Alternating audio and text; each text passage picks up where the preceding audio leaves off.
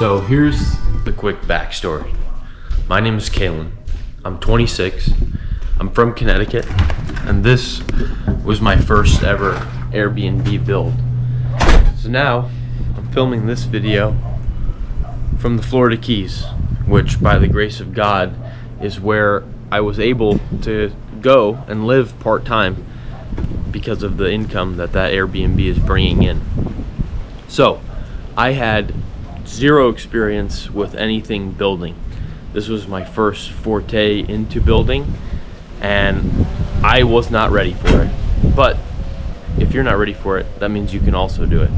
So this is a 4-part series. First part is the groundwork and the foundation. Second part will be the timber framing. Third part will be the exterior and the septic system and some more grounds work. And then the fourth part will be the interior and then actually marketing to get the business on Airbnb. So in August of last year, I decided no matter what, I'm going to Vermont. I'm going to build a luxury tiny house. I'm going to put it on the piece of property and I'm going to rent it. And that's going to be my career, is kind of building an income through rental properties. And the building started in September. I wouldn't recommend doing that to anyone else just because of the lack of planning. Had quite a few consequences, but all those real estate gurus online say the one thing that you can do to make sure that you're successful in real estate is start. So that's what I did. And so it began with a super crude CAD model. This is my own design. You can see how terrible I am with CAD, but this was more for me to visualize what exactly I had in my head than anything else. And that was pretty much the extent of the planning and design. We did that all yesterday, which leads to the main house. And we have about, how many 100 feet would you say? 200 feet to go? No. 70 feet to go. Oh, 70 feet to go.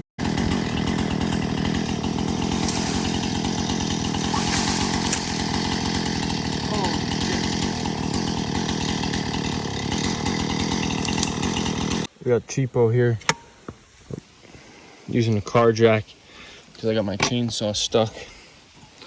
So you guys are going to be the first to find out whether this technique works. I know they do stuff like this with the redwoods. Oh, I hear it. Cheapo is a guy that I hired to help me build the house, who ended up becoming a very close friend of mine to this day. You will see plenty more of him throughout the series. Get out of here. Get out of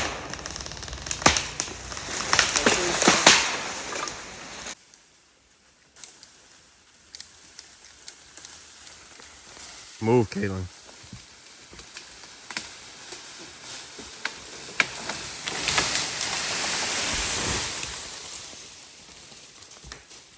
So this state of hubris was pretty quickly ended by a nice back injury. We're on the way to the emergency room. I fell off a log and smashed my back into a pointed rock. Now I'm having difficulty breathing, so first day, not feeling too good. After a couple x-rays, it turned out to be a couple of cracked ribs. Doctor told me to stay off my feet for a week and not lift anything for 6. So we knew that wasn't going to happen. The next day we were planning the foundation layout. So today we got this 2-man auger. Read about it online. Figured, oh, we don't need an excavator to dig these 4-foot holes. We get a 2-man auger. Well, all in all, it's 170 pounds, 180 pounds with the extension. So Cheapo and I are absolutely murdering ourselves drilling the footings for these holes. So you're seeing the first of 3 iterations of the foundation. This one, number 1, began with hand digging the holes, hand mixing the concrete, and putting it into the sauna tubes, which was almost literally back-breaking and didn't end up being a very good idea. The cement mix was too dry and it was not vibrated adequately, so we ended up with this product. Additionally, when I tested our competency in squaring out the foundation, I found that that too was incorrect. So time for brand new sonotubes and iteration 2 with the Dingo. I am certain that in the right environment, these machines are very good workhorses, but I can tell you if there is any mud around, it is an absolutely useless piece of equipment.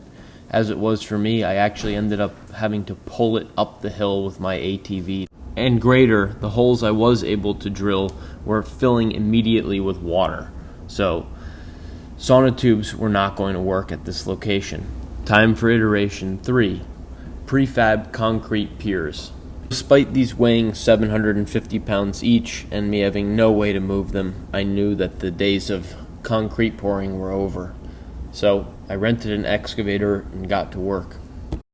It was wet and it was muddy, but using a builder's laser, we were able to place the piers in 4-foot holes and pack the dirt around them with a little gravel underneath.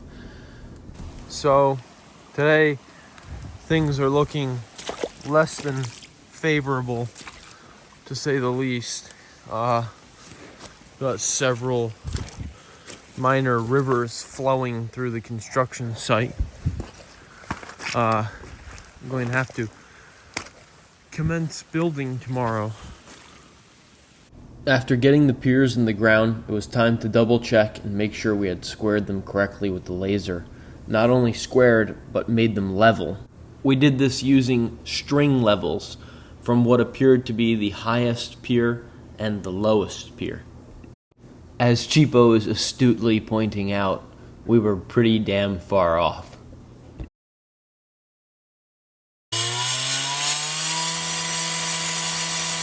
Time for another tool I've never used before, a demo saw. These are an absolute bitch. If you can avoid using them, do it. As if getting blasted in the face with stone fibers weren't bad enough, guys down at the rental place measure the diamond-studded blade with calipers so you can count the dollars you're losing with each rotation of the blade. Thanks to the demo saw, we got level, and thanks to this Douglas fir, we got square. It was now time to dig the 350-foot-long trench from the existing log cabin to the new tiny house so that we could tie in the electrical, Ethernet, and water. At 350 feet long, it had to be a minimum of 5 feet deep to be beneath the frost line, which was quite the feat. And even still, at this depth, I put a layer of rigid insulation over the pipes to prevent any possible freeze-ups, which, at the time of filming this video, last weekend, at the tiny house was negative 48 with wind chill. With the groundwork laid and the electricity and water in the earth, we are ready to tackle the timber framing, which is the exciting part.